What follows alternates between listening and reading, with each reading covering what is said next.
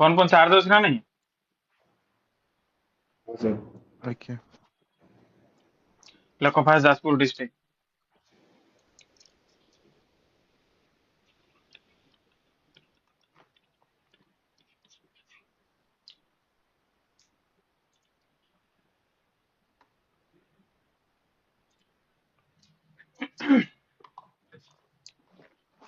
Jajpur district code बाहर चला गलो कटक रू हला। देखो जाजपुर बिरजा तो जानिथिबो बैतरणी तीर्थ कुआ जाए बिरजा तीर्थ ଆଉ ଗୋଟେ ପାର୍ବତୀ କ୍ଷେତ୍ର ବି କୁହାଯାଏ। ଶୁଭୁଛି ନା ନାଇଁ? Yes sir. Okay. ଦେଖ ଏ ଯାଜପୁରର ଆଉ ଗୋଟେ ନା ଯଯାତି ନଗର ଜାଣିଥିଲ? ଆଜ୍ଞା। ଯଯାତି କେଶରୀ ଯେତେବେଳେ ଧରିକି ଆଣିଥିଲା ଏକ୍ସାମ ରେ ବେଳେ ବେଳେ ପଡେ କେତେଟା ବ୍ରାହ୍ମଣ ଆଣିଥିଲା କହିଲ? ଲକ୍ଷେ ବ୍ରାହ୍ମଣ ନା ହଜାର ବ୍ରାହ୍ମଣ? 10,000 सर।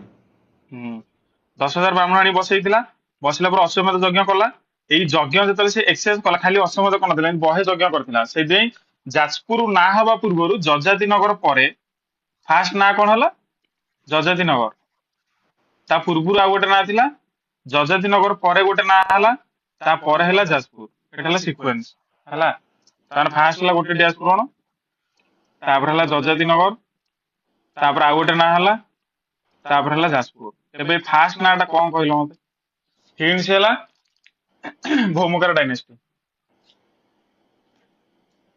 କାହାର କ୍ୟାପିଟାଲ ଥିଲା?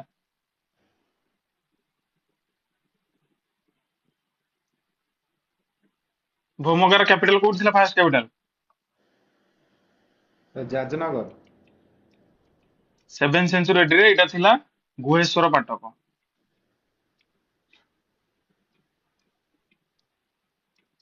ହେଲା। ଗୁହେଶ୍ଵର ପାଟକ ଫାଷ୍ଟ କୁଆଡେ ଥିଲା? ଗୁହ ଶିବା ରାଜା Okay. हाँ Okay. हाँ गुजर पता। ସେ ଗୁହେଶ୍ଵର ପାଟକ ଯେତେବେଳେ କୁଆଡେ ଥିଲା ଯାଜପୁର ବୋଲି ଫାଷ୍ଟ ଥିଲା ଗୁହେଶ୍ଵର ପାଟକ। ଏଇ ଗୁହେଶ୍ଵର ପାଟକର ପ୍ରେଜେଣ୍ଟ ଏରିଆ ନାଁଟା ହେଲା ଗୋହିରା ଟିକିରି ଯୋଉଟା ପଢିବ ତମେ ସେ ଭୋଇ ଡାଇନେସ୍ଟି ଗୋହିରା ଟିକିରି ହେଲା। ତାପରେ ହେଲା ଯଯାତି ନଗର। ଯଯାତି ନଗର ଆସି ସେ ଦଶାଶ୍ୱମେଧ ଯଜ୍ଞ କଲା। ଏବେ ଏଇ ଦଶାଶ୍ୱମେଧ ଯଜ୍ଞ କଲା ପରେ ଏଇ ଏରିଆ ନାଁଟା ଚେଞ୍ଜ ହେଇଗଲା ସେଇଟା କୁହନ୍ତି ଯଜ୍ଞ ନଗର। ଏଇ ଯଜ୍ଞ ନଗରରୁ ଯାଜପୁର ହେଲା। ଲେଖିଚଲ ତ ବା ଯଜ୍ଞ ନଗର କୁହାଉଥିଲେ ସେଟା ଯଜ୍ଞ ପୁରା କୁହାଉଥିଲା। ଯଜ୍ଞ ପୁରାରୁ ଯଜ୍ଞ ପୁର ହେଇକି ଯାଜପୁର ହେଇଗଲା। ବୁଝିପାରିଲ? ଯଜ୍ଞ ପୁର। ଆଉ ଏଇଠି ଏତେ ଯଜ୍ଞ ହଉଥିଲା ଯେ କହିମା ନେକ୍ସଟ ରେ ଏଇ ଯାଜପୁରରେ 1,00,00,000 ଶିବଲିଙ୍ଗ ଥିଲା ବୋଲି ସମସ୍ତେ କୁହନ୍ତି। ଆଉ ଏଟା କୋଉଠି ମେନସନ ହେଇଛି ମୁଁ ଡାକିବି। ବୁଝିପାରିଲ? ଏଣ୍ଟାର ଯାଜପୁରରେ 1,00,00,000 ଶିବଲିଙ୍ଗ ଥିଲା। ତେଣୁ ଗୁହେଶ୍ଵର ପାଟକ ଲେଖିଲ ତ? ଆଜ୍ଞା। Okay. ଗୁହେଶ୍ଵର ପାଟକ ବା ବିରଜା କ୍ଷେତ୍ର ପ୍ରେଜେଣ୍ଟ ହେଲା ଗୋହିରା ଟିକିରି। ଗୋହିରା ଟିକିରି। ତାପରେ ଦେଖ ଯାଜପୁର ଟା ଟୋଟାଲ ଶକ୍ତିଜୀବୀ ନା ନାଇଁ? ଏଇଠି ତମକୁ ଫାଷ୍ଟ ଡେ କ୍ଲାସ 1 ରେ କୁହାଯାଇଥିଲା ଏଇଠି ଗୋଟିଏ ହିଁ ଯୋଉଠି ଦୁର୍ଗାଙ୍କର ଦିଟା ହାତ। हाँ ତେଣୁ ଆଜ ମହିଷାସୁର ମର୍ଦିନୀ। ତେଣୁ ସେ ତା ତଳେ କିଏ ଥାନ୍ତି? ମହିଷାସୁର। ବାକି ଏଠି ମହିଷାସୁର ନଥାଏ କଣ ଥାଏ? ବଫାଲୋଟା। ବଫାଲୋ ଆଜ ମହିଷାସୁର କୌଣସି ମଣିଷର ମୂର୍ତ୍ତି ନଥାଏ। ଯେମିତି ଆମେ ଦୁର୍ଗା ପୂଜା କଲା ବେଳେ ଗୋଟେ ମହିଷାସୁର ମୂର୍ତ୍ତି କରିକି ପକନ୍ତି ନା ନାଇଁ? Okay. ଆଜ୍ଞା। କିନ୍ତୁ ଏଠି ଡାଇରେକ୍ଟ ବଫାଲୋଟା ହିଁ ଥାଏ ମାନେ ସେ ଷଣ୍ଢଟା। ଆଉ ଗୋଟେ ଜିନିଷ ମନେ ରଖିଥ ଯୋଉ ଏରା ତ ଏକ୍ସାମ ରେ ପଡିବ ନା ଖାଲି ଜାଣିଥ ନର୍ମାଲ ଫ୍ୟାକ୍ଟ। ଦେବୀଙ୍କର ଯୋଉ ମୁକୁଟଟା ଥାଏ ସେ ମୁକୁଟରେ ତିନିଟା ଥାନ୍ତି। ଗୋଟେ ହେଲା ଚନ୍ଦ୍ର, ଗୋଟେ ହେଲା ଶିବଲିଙ୍ଗ, ଆଉ ଗୋଟେ ହେଲା ଗଣେଶ। ବୁଝିଲ? ଏବେ କହିବା ରିଜିନ ହେଲା ଯେହେତୁ ଗଣେଶ ଅଛନ୍ତି ମାନେ ଦେବୀ ଏଠି ଆସିବା ପୂର୍ବରୁ କଣ ପୂଜା ହଉଥିବ?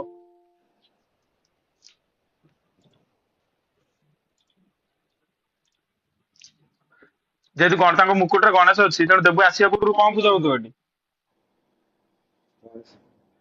ସପ୍ତମାତୃକା। ଆରେ ତମକୁ କୁହାଯାଇଥିଲା ସପ୍ତମାତୃକା ପ୍ୟାନେଲରେ ଗୋଟେ ପଟେ ଭୈରବ ରହିବ ଗୋଟେ ପଟେ ଗଣେଶ ରହିବ ମଝିରେ 7 ଜଣ ରହିବେ ନା ନାଇଁ? ଆଉ ତ ଏପଟେ ତ ଶିବଲିଙ୍ଗ ମାନେ ତ ଭୈରବ ରହିଲେ ନା ଏପଟେ ଗଣେଶ ରହିଲେ। ଆଉ ତମେ ସପ୍ତମାତୃକା ପୂଜା ମାନେ କଣ ହବ? Oh. ଆଜ୍ଞା ଆଜ୍ଞା। ଆଉ ସେଇ ସପ୍ତମାତୃକାରୁ ଡିରାଇଭ୍ କରାହେଇକି ତାପରେ ଶକ୍ତିଜୀମୀ ହେଲା। ତାପରେ ତାଙ୍କ ନାଁ ବିରଜା ଦିଆ ହେଲା। ବୁଝିପାରିଲ? Okay. ତେଣୁ ବିରଜା କଣ ଦୁର୍ଗା ପୂଜା ପାଇବା ପୂର୍ବରୁ ସେଠି ସପ୍ତମାତୃକା ଚାଲୁଥିଲା। ଏବେ ତେଣୁ ସପ୍ତମାତୃକା ଚାଲିଲା ପରେ ତମକୁ କୁହାଯାଇଥିଲା ନା ସିକ୍ୱେନ୍ସ ସପ୍ତମାତୃକା ପରେ ପ୍ଲସ ମହିଷାସୁର ମର୍ଦିନୀ ପରେ କିଏ ଆସିବ? ତାନ୍ତ୍ରିଜିମ୍। Okay. ଯେମିତି ବୈତାଳ ଟେମ୍ପଲ କୁହାଯାଇଥିଲା। ଏଇରା ଖାଲି ଶୁଣିବାର କିଛି ଏକ୍ସାମ ରେ ଆସିବନି ହେଲା, ଯୋଉରା ଦରକାର ମୁଁ ସେଟା କହିବି ଲେଖିବ। ତାନ୍ତ୍ରିଜିମ ଆସିଲା, ଏବେ ତାନ୍ତ୍ରିଜିମ ର ଏବେ ଲେଖିବ ଗୋଟେ ଫେମସ ବହି ନା, ସେଇଟା କୁହନ୍ତି କୁବ୍ଜିକା ତନ୍ତ୍ର। କୁବ୍ଜିକା ତନ୍ତ୍ର ହେଲା, ଏଇଟା ଗୋଟେ ବହି। ଏଇ କୁବ୍ଜିକା ତନ୍ତ୍ରରେ ମାନେ ଯେମିତି ଗୋଟେ କୁହନ୍ତିନି କଣ ଏଟା, କାଳିଙ୍କୁ ଯୋଉମାନେ ଡାକନ୍ତି ଚଣ୍ଡୀ ପୁରାଣ, ଆଜ୍ଞା କାଳି ସାଧନା କରନ୍ତି ଗୋଟେ ବହି ପଢିକି, ସେମିତି କୁବ୍ଜିକା ତନ୍ତ୍ରରେ ଯୋଉମାନେ ସେତେବେଳେ ସାଧନା କରୁଥିଲେ ସେମାନେ ବହୁତ ମାହିର ହେଇଯାନ୍ତି।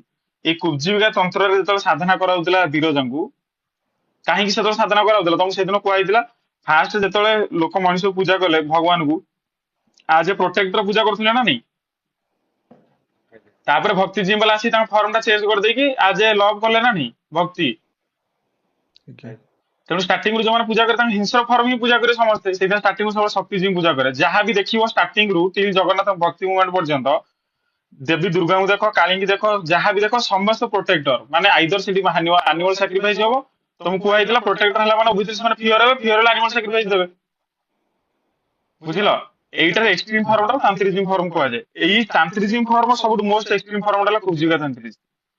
ବୁଝିଲ, ଆଜ୍ଞା ଏଇ କୁବ୍ଜିକା ତନ୍ତ୍ରରେ ଗୋଟେ ବହିଟା ଏଇଠି ଲେଖା ହେଇଛି, ବିରଜା ଆଜ ମହେଶ୍ୱରୀ ଅଫ ଉଡିଆନ। ଏଇଟା ଲେଖ, ବିରଜା ଆଜ ମହେଶ୍ୱରୀ ଅଫ ଉଡିଆନ।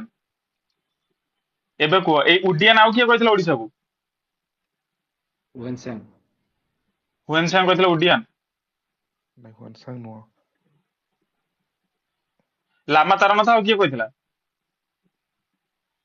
ଟୋଟାଲ ପଢୁନ, ରିଭାଇଜ କରିବ ଯାଇ। ତେଣୁ ଯେହେତୁ ଏଠି ଉଡିଆନ କୁହାଯାଇଥିଲା, ତେଣୁ ଓବିୟସଲି ଏଇ ଯେତେବେଳେ ତନ୍ତ୍ର ପୂଜା ଚାଲିଥିଲା, ତେଣୁ ସେତେବେଳେ ଇକ୍ୱାଲେଣ୍ଟ ଓଡିଶାରେ କଣ ଚାଲିଥିବ? ବୁଦ୍ଧିଜିମ୍। ହେଲା, ତମେ ବୁଦ୍ଧିଜିମ୍ ଫ୍ଲୋରିଶ କରିବ କି ନାଇଁ? ଆଜ୍ଞା ଏଇ କୁବ୍ଜିକା ତନ୍ତ୍ରର ଦେବୀଙ୍କୁ କଣ କୁହାଯାଏ କହିଲ? ଲେଖ ସାଇଡରେ, ବକ୍ରେଶ୍ୱରୀ। ଯେମିତି ଦେଖିନ ଚାମୁଣ୍ଡେଶ୍ୱରୀ, ସେମିତି ଦେଖିବ ବକ୍ରେଶ୍ୱରୀ ଗୋଟେ ଗୋଟେ ଜାଗାରେ ମନ୍ଦିର ଥାଏ, ବକ୍ରେଶ୍ୱରୀ।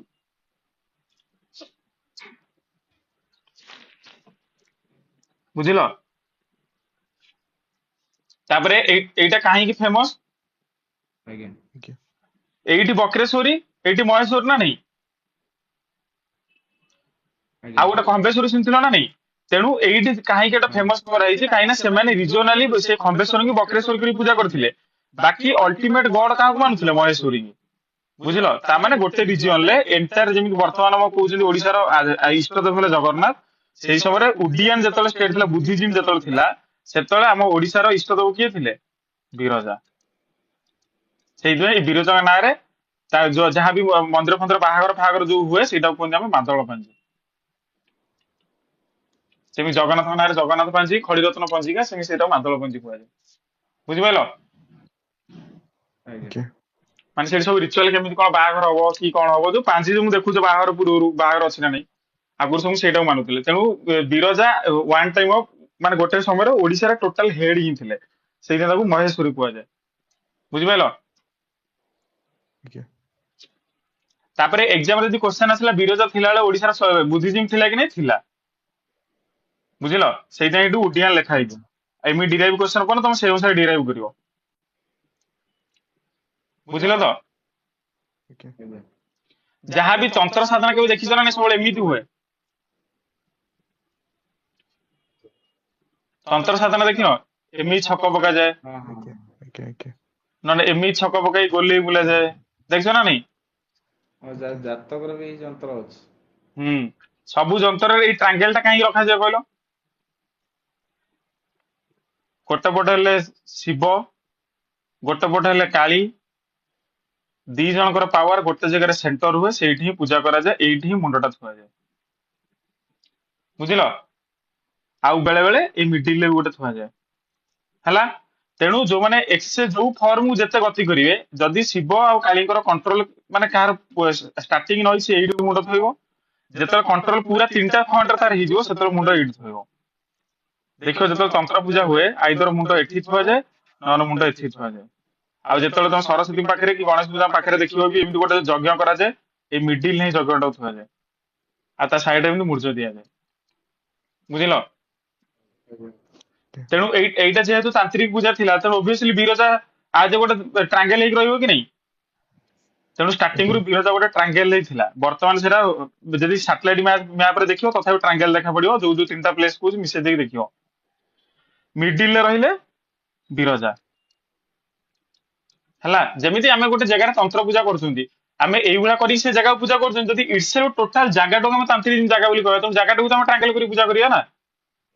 ଆଜ୍ଞା okay, ବୁଝିପାରିଲ? ଯେମିତି ଆମ ଘରର ଗୋଟେ ଚଟାଣରେ ଏମିତି କରୁଛନ୍ତି ଗୋଟେ ମୂର୍ଜ ପକେଇକି, ଯଦି ଆମେ ଏଣ୍ଟାର ଡିଷ୍ଟ୍ରିକ୍ଟ ଟା ବି କରିବା ତେଣୁ ଡିଷ୍ଟ୍ରିକ୍ଟ ଟା ବି ଟ୍ରାଙ୍ଗେଲ କରିଦବା ନା ନାଇଁ। ତେଣୁ ବିରଜା ରହିଲେ ସେଣ୍ଟର ରେ, ଗୋଟେ ପଟେ ରହିଲେ ବରୁଣେଶ୍ଵର, ଆଉ ଗୋଟେ ପଟେ ହେଲା କିନ୍ତେଲେଶ୍ଵର ନା କଣ କିନ୍ତେଲେଶ୍ଵର ଗୋଟେ କୁହନ୍ତି, KNILTA ଯାହା ପଡିବ କିନ୍ତେଲେଶ୍ଵର, ଆଉ ଗୋଟେ ହେଲା ବିଲେଶ୍ଵର। ଏଇ ତିନିଟା ମନ୍ଦିର ସେ ବିରଜା ସାଇଡ ରେ ଦେଖିବ, ୱିଦିନ 15 କିଲୋମିଟର ଭିତରେ ଅଛି। ଗୁଗୁଲ ମ୍ୟାପ ରେ ମାରି ତିନିଟା ଥର ଜଏଣ୍ଟ କରିଦବ, ଟ୍ରାଙ୍ଗେଲ ଦବ। ବୁଝିଲ? ଆଉ ଏଇଠି ଡିଷ୍ଟାନ୍ସ ଏଠୁ ଡିଷ୍ଟାନ୍ସ ଏଠୁ ଡିଷ୍ଟାନ୍ସ ଆଉ ତିନିଟା ସାରା ଶିବ ଟେମ୍ପଲ। ଏ ବରୁଣେଶ୍ୱର ସେ ପାଖରେ ଗୋଟେ ବରୁଆ କୁହନ୍ତି, ବରି ତାଙ୍କ ନାଁରେ, ବିଲେଶ୍ଵର, କିନ୍ତେଶ୍ଵର ଦେଖିବ ହେଲା। ଯାଜପୁର ପିଲା କିଏ ଥିବ ଯାଇ ପଚାରିଦବ। ବୁଝିପାରିଲେ କି ନାଇଁ? ଆଜ୍ଞା okay, ତାପରେ କଣଟା, ହଁ, ଏଇ ବିଲେଶ୍ଵର ଆଉ କିନ୍ତେଶ୍ଵର ଏଇ ଦିଟାକୁ ଏଇଥିର ଗାର ମାରିକି ଲେଖ। ଏଇ ଦିଟା ମନ୍ଦିରକୁ କିଏ ଲ୍ୟାଣ୍ଡ ଡୋନେଟ କରିଥିଲା? ଅନଙ୍ଗ ଭୀମଦେବ। ଲ୍ୟାଣ୍ଡ ଡୋନେଟେଡ ବାଇ ଅନଙ୍ଗ ଭୀମଦେବ। ତାପରେ ତମେ ପୁଣି ଲିଙ୍କ କରିବ କୋଉଠି, କାହାର ଗୋଟେ ଜଇଁ ଥିଲା କି ଆସି ଯୁଦ୍ଧ କରିଥିଲା, ବେଙ୍ଗଲ ବାଲା ଆସି ଆଟାକ କରିଥିଲେ। ହେଲା, ଏଇ ଦିଟା ସାରା ମନ୍ଦିରରେ, ଏଇ ଯୋଉ ବିଲେଶ୍ଵର ଆଉ କଣ କିନ୍ତଲେଶ୍ଵର ନା କନ୍ତିଲେଶ୍ଵର ଗୋଟେ କଣ କୁହନ୍ତି, ଏଇ ଦିଟା ସାରା ମନ୍ଦିରରେ ହେଲା, ମାନେ ହିନ୍ଦୁ ମନ୍ଦିର ନା ନାଇଁ, ବାକି ଏ ହିନ୍ଦୁ ମନ୍ଦିର ଭିତରେ ଜୈନିଜିମ ଆଉ ବୁଦ୍ଧିଜିମ ର ପିକ୍ଚର ମିଳେ। ଖୋଦେଇ ହେଇଯାଇକି ମନ୍ଦିର ଭିତରେ କାଳେ ଯାଜପୁର ଗଲେ ଦେଖିବ, କିନ୍ତୁ ବରୁଣେଶ୍ୱରରେ ନୁହେଁ। କାହିଁକିନା ଏଇ ଦିଟାକୁ ଅନଙ୍ଗ ଭୀମଦେବ ଡୋନେଟ କରିଥିଲେ, ପ୍ଲସ ତାପରେ ଖୋଦେଇ ହେଇଥିଲା ସେଠି। ହେଲା, ଜାଣିପାରିଲ ତ? ଆଜ୍ଞା okay, ତେଣୁ ତାନ୍ତ୍ରିଜିମ ର ହେଡ ଯଦି ହେଲା ଆମର କଣ ଲର୍ଡ ଶିବ, ଓବିୟସଲି ତେଣୁ ସବୁ ଏଇ ଯୋଉ ଯୋଉ ଯୋଉ ଜାଗା ରହିଲା ସବୁ ଜାଗାରେ ସେମାନେ କଣ ଫାଙ୍କା ତ ଛାଡିବେ ନା, ସବୁ ଜାଗାରେ ବି ଶିବଲିଙ୍ଗ ପୋତିବେ କି ନାଇଁ? ପୋତିବେ ନା ନାଇଁ? ତେଣୁ ଏଇ ଟ୍ରାଙ୍ଗେଲ, ଏଇ ଟୋଟାଲ ଟ୍ରାଙ୍ଗେଲଟାରେ କେତେଟା ପାଏ? 1,00,00,000 ଶିବଲିଙ୍ଗ ଅଛି। ଏପର୍ଯ୍ୟନ୍ତ ବି ମିଳୁଛି, କାହା ବିଲରେ କେତେବେଳେ ମିଳୁଛି, କାହା ଘରେ କେତେବେଳେ ମିଳୁଛି। ହେଲା, 1,00,00,000 ଶିବଲିଙ୍ଗ। ଏଇଟା କୋଉଠି ମେନସନ ଅଛି? ବ୍ରହ୍ମପୁରାଣ।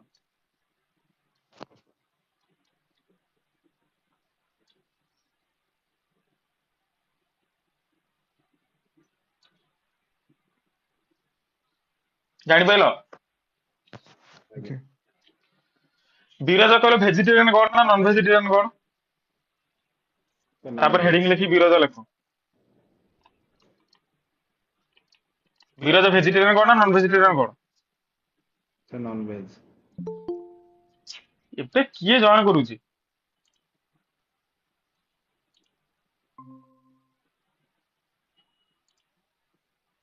ବିରଜା ହେଲେ ଭେଜିଟେରିଆନ ଗଡ। ହେଲା, ଯେତେବେଳେ ଆମର ଷ୍ଟାର୍ଟ ହୁଏ ଦୁର୍ଗା ଅଷ୍ଟମୀ ନବମୀ ସବୁ ଜାଗାରେ ବଳି ଦିଆଯାଏ, କିନ୍ତୁ ବିରଜା ମନ୍ଦିରରେ ବଳି ଦିଆଯାଏନି। ବିରଜାଙ୍କର ବାର୍ଥଡେ କୋଉ ଦିନ କହିଲ? ଯାଜପୁର ପିଲା କିଏ କୁହ? ତ୍ରିବେଣୀ ଅମାବାସ୍ୟା। ଏରା ଲେଖିବା ଦରକାର ନାହିଁ, ଖାଲି ଜାଣିଥ ବିରଜାଙ୍କ ଜନ୍ମଦିନ ହେଲା ତ୍ରିବେଣୀ ଅମାବାସ୍ୟା। ହେଲା, ଯୋଉ ସପ୍ତପୁରୀ ଅମାବାସ୍ୟା। ନାମ ସେଟା ତ୍ରିବେଣୀ ଅମାବାସ୍ୟା କୁହନ୍ତି। ହଁ, ସପ୍ତପୁରୀ ଆଗରୁ କହୁଥିଲେ, ଏବେ କହୁନାହାନ୍ତି। ହଁ ସେ ଯୋଉ ପିଠା ପିଠା ହୁଏ ଯୋଉ। ହଁ ହଁ, ବର୍ତ୍ତମାନ ଯୋଉଠି ବିରଜା ଟେମ୍ପୁଲ ଅଛି ଏଇଟା କୋଉ ସେଞ୍ଚୁରୀର କହିଲ? 8th ସେଞ୍ଚୁରୀର। ତାମାନେ ତା ପୂର୍ବରୁ ଆମେ ଯେତେବେଳେ କହୁଛନ୍ତି ତାନ୍ତ୍ରିଜିମ ଆଉ ବୁଦ୍ଧିଜିମ, ସେ କଣ 8th ସେଞ୍ଚୁରୀ? ତା ପୂର୍ବରୁ ନା ନାଇଁ? okay, ଆଜ୍ଞା ତେଣୁ ତା ପୂର୍ବରୁ ବିରଜା କୋଉଠି ଗୋଟେ ପୂଜା ପାଉଥିବେ। ତେଣୁ ବିରଜାଙ୍କର ଅରିଜିନାଲ ପ୍ଲେସ ଟା ହେଲା କୋଉଠି? କଳସପୁର। ହେଲା, କଳସପୁର ହେଲା ଫାଷ୍ଟ ଅରିଜିନାଲ ପ୍ଲେସ। ତାପରେ 8th ସେଞ୍ଚୁରୀରେ ସେ ଏରିଆର ଗୋଟେ ଜମିଦାର ଆଣିକି ତାଙ୍କୁ ସେଇଠି ପ୍ରତିଷ୍ଠା କରିଛି। ଅରିଜିନାଲ ବିରଜା ଥିଲେ କଳସ କଳସପୁର। ପିଠା କୁଆଡେ? ସେଇ ବିରଜାରୁ ମାତ୍ର 5 କିଲୋମିଟର ପଛକୁ ଯାଇ ପଚାରି ଦୋକାନ କହିଦେବେ ଗୋଟେ ଛୋଟ ଗାଁଟେ।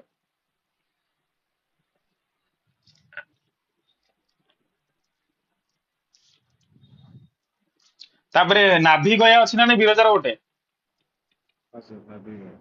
ନାଭି ଗୟା ଖାଲି ଜାଣିଥିବ ଯାଜପୁର ପିଲା ଯିଏ, ଦିଟା ଥିଓରି ଥାଏ ନାଭି ଗୟା କଣ ପାଇଁ କୁହାଯାଏ। ଆକ୍ଚୁଆଲି ଏଇଟା ବୁଦ୍ଧିଜୀବୀର ଇନଫ୍ଲୁଏନ୍ସ ହଉଥିଲା ନା ନାଇଁ ସେତେବେଳେ।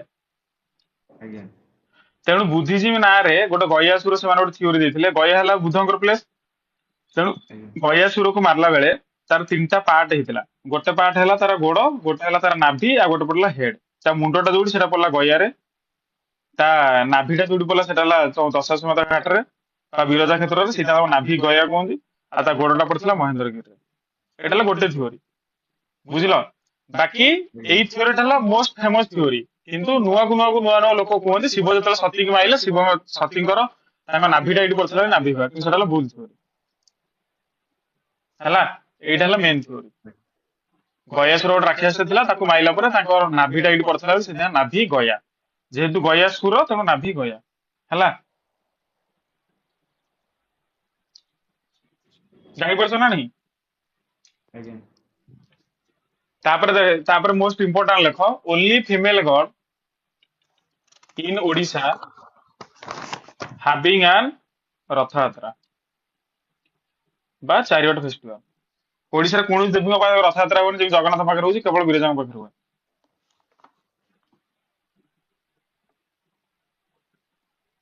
ହେଲା। ଯେମିତି ରଥଯାତ୍ରା ଆମର କୋଉ ଦିନ ଷ୍ଟାର୍ଟ ହୁଏ? ଅକ୍ଷୟ ତୃତୀୟା ଦିନ ନା ନାଇଁ, ଯୋଉ ରଥ ତିଆରି କାମ। ହଁ ସେମିତି ଏଠି ଆଙ୍କର ସେ ଫାଷ୍ଟ ଯୋଉ କାମଟାକୁ କଣ କୁହନ୍ତି? ଗଛ ଖୋଜିବାଟାକୁ ବିଲ୍ୱ ବରଣୀ। ଖାଲି ଜାଣିଥରେ ଲେଖିବା ଦରକାର ନାହିଁ, ବିଲ୍ୱ ବରଣୀ ହେଲା। ଯୋଉଦିନ ଗଛ ଖୋଜା ହବ। ତାପରେ ମୂଳାଷ୍ଟମୀ ଦିନ, ମୂଳା ଅଷ୍ଟମୀ ଗୋଟେ ଶୁଣିଛ ନା ନାଇଁ? ନା, ନୂଆ ଅଷ୍ଟମୀ। ମୂଳାଷ୍ଟମୀ ଦିନ ରଥ କାମ ଷ୍ଟାର୍ଟ ହବ। ତାପରେ ମହାଳୟାର ପରଦିନ ରଥଯାତ୍ରା ଷ୍ଟାର୍ଟ ହବ। ତାମାନେ ଯୋଉଦିନ ନବରାତ୍ରି ଷ୍ଟାର୍ଟ ହେଲା, ଯୋଉ ଦୁର୍ଗା ପୂଜା, ସେଦିନ ରଥଯାତ୍ରା ଷ୍ଟାର୍ଟ ହୁଏ ହେଲା। ଜଗନ୍ନାଥ ମନ୍ଦିରରେ 9 ଦିନ ଚାଲେ, ଏଠି ବି 9 ଦିନ ରଥଯାତ୍ରା ଚାଲେ। ବାକି ଏଇ ରଥଯାତ୍ରାଟା ଯାଇ ଗୋଟେ ଜାଗାରେ ଏଣ୍ଡ ହୁଏ। ତମ ଯାଜପୁରରେ ଦେଖିବ, ଯେତେବେଳେ ନେକ୍ସଟ କେତେବେଳେ ଯାଇ ଦେଖିବ ଗୋଟେ ଜାଗାରେ ଏଣ୍ଡ ହୁଏ, ସେଟା କୁହନ୍ତି ଲାଖବିନ୍ଧା। ନା ଶୁଣିଛ? ଲାଖବିନ୍ଧା ନହେଲେ ମନ୍ଦିର ଶୁଣିଥିବ ଲକ୍ଷେଶ୍ୱରୀ। ଯେମିତି ଆମ ଜଗନ୍ନାଥ ଯାଇକି ମାଉସୀ ମାରେ ରୁହନ୍ତି, ବିରଜାଙ୍କ ରଥ ଯାଇକି ରୁହେ କୋଉଠି? ଲାଖବିନ୍ଧାରେ।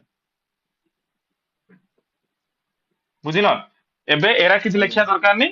ନେକ୍ସଟ ଯୋଉଟା ଇମ୍ପୋର୍ଟାଣ୍ଟ ଲକ୍ଷ୍ୟ, ଆଉ ଗୋଟେ ଏତିକି ଖାଲି ଜାଣିଥ, ରଥଯାତ୍ରା ଷ୍ଟାର୍ଟ କରିଥିଲା କି ସୋମବଂଶୀ ବାଲା।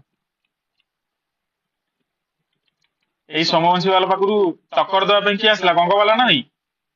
ଆଜ୍ଞା ତେଣୁ ଏଇ ରଥଯାତ୍ରା ତାଙ୍କର, ବିରଜା ଥିଲେ ଆମର ତାଙ୍କର କଣ ଆଦ୍ୟ ଦେବତା, ଯେମିତି ଜଗନ୍ନାଥ ଅଛନ୍ତି। ତେଣୁ ସେଠି ଯଦି ରଥଯାତ୍ରା ହଉଥିଲା, ଏବେ ଜଗନ୍ନାଥଙ୍କର ହେଲେ ପୁଣି ସେମାନେ ରଥଯାତ୍ରା କରିବା ନା ନାଇଁ?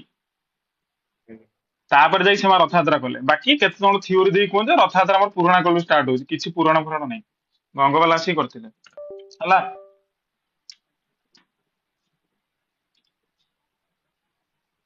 ବୁଝିଲେ କି ନାଇଁ? ଆଜ୍ଞା କଣ ଗୋଟେ କୁଁ କୁଁ ହେଲା, କିଏ କଣ ମେସେଜ କଲା ନା କଣ? ତାପରେ ଲେଖ ଇମ୍ପୋର୍ଟାଣ୍ଟ ଜିନିଷ, ଜଗନ୍ନାଥଙ୍କ ରଥକୁ କଣ କୁହନ୍ତି? ଜଗନ୍ନାଥର ନାଁ କଣ? ନନ୍ଦିଘୋଷ। ନନ୍ଦିଘୋଷ। ଆଙ୍କ ରଥ ନାଁ ହେଲା ସିଂହଧ୍ୱଜ। ସିଂହଧ୍ୱଜ। ଏଇଟା ଏକ୍ସାମ ରେ ପଢିପାରେ, ଲେଖ। ସିଂହଧ୍ୱଜରେ କେତେଟା କଲର କପଡା ବନ୍ଧାଯାଏ? 3ଟା colour, red, white, black. Black ଟା କାହାର? କାଳି। ହ୍ୱାଇଟ କାହାର? ହ୍ୱାଇଟ କୋଉ ଗଡ? ସରସ୍ୱତୀ, ସରସ୍ୱତୀ। ଦେବୀ କ୍ଷମା ମହାଦେବୀ। ରେଡ ହେଲା ଲକ୍ଷ୍ମୀ।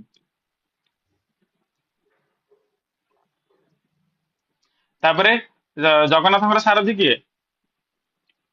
ଦାରୁକ। ସେମିତି ତାଙ୍କ ସାରଥୀ କିଏ? ଚତୁର୍ମୁଖ ବ୍ରହ୍ମା, ମାନେ ବ୍ରହ୍ମା ୱିଥ 4 ହେଡ୍। ସେଇଟା କହୁଛି ଚତୁର୍ମୁଖ ବ୍ରହ୍ମା। ଆଙ୍କର କେତେଟା ହୁଇଲ? 12ଟା ହୁଇଲ, ପର ହୁଇଲରେ 8ଟା ସ୍ପୋକ। ଘୋଡା କେତେଟା? 5ଟା। ଏଇଟା ମନେ ରଖ ତ, କେତେବେଳେ କିଏ ଗୋଟେ ପଚାରି ଦେଇପାରେ। କାହିଁକି ରଥଯାତ୍ରା ତ ଦିଟା ଜାଗାରେ ହଉଛି, ଗୋଟେ ଜଗନ୍ନାଥ ଆଉ ଗୋଟେ ହେଲା ବିରଜା। ଜଗନ୍ନାଥ ସମସ୍ତେ ଜାଣିଥାନ୍ତି, ତେଣୁ କିଏ ଏକ୍ସାମିନେସନ କାଉଣ୍ଟର କରିବ ତ ବିରଜା ହିଁ ପଚାରିବ।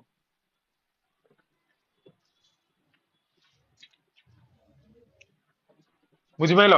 ଲିଙ୍ଗରାଜ ବି ତ ରୁକୁଣା ରଥ ହଉଛି। ହଁ ଅଶୋକାଷ୍ଟମୀରେ ହୁଏ, ବାକି ରଥଯାତ୍ରା ଏମାନେ ଫେମସ ନା, ରୁକ୍ମିଣୀ ରଥ ତ ଏବେ କରୁଛନ୍ତି ସେମାନେ, ଆଜ୍ଞା। ଫେମସ ଯୋଉଟା। ଯେତେବେଳେ ପଢା ହବ ଖୋର୍ଦ୍ଧା ଡିଷ୍ଟ୍ରିକ୍ଟ, ସେତେବେଳେ କହିଦେବି ରୁକ୍ମିଣୀ ରଥଯାତ୍ରା।